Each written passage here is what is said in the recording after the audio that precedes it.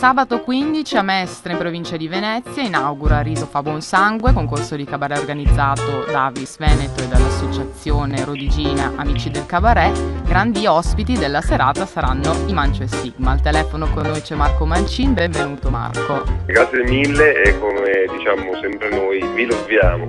Allora, parliamo subito della valenza che ha per voi partecipare alla festa regionale dell'Avis. Innanzitutto noi arriviamo tutti quanti da delle realtà sanitarie, nel senso che io prima di fare il cabarettista ho fatto l'infermiere professionale per 18 anni, Angelo il mio socio è un OS e Patrizia è una psicoterapeuta, quindi siamo molto legati ad alcune tematiche che vanno verso la direzione sanitaria, insomma conosciamo bene la materia. Sono stato donatore per molto tempo, quindi riuscire a coniugare il discorso del lavorare aiutando anche a portare avanti un certo tipo di argomento e di discorso è una cosa molto carina.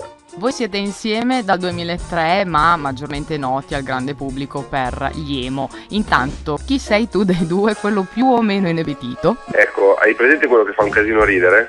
Ok. Io sono l'altro.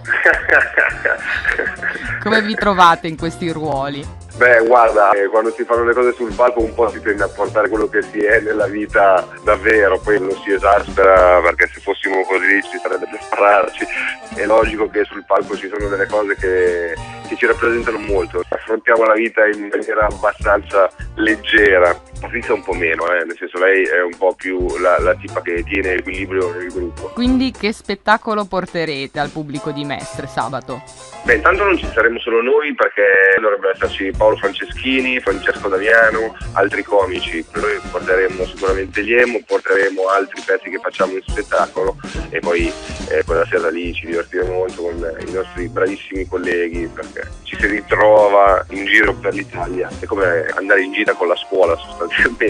Certo. Riso fa buon sangue ha un'applicazione bellissima da scaricare, bellissima perché c'è la possibilità di vedere tutte le serate che organizzano, le date, consiglio a tutti quanti di scaricarla.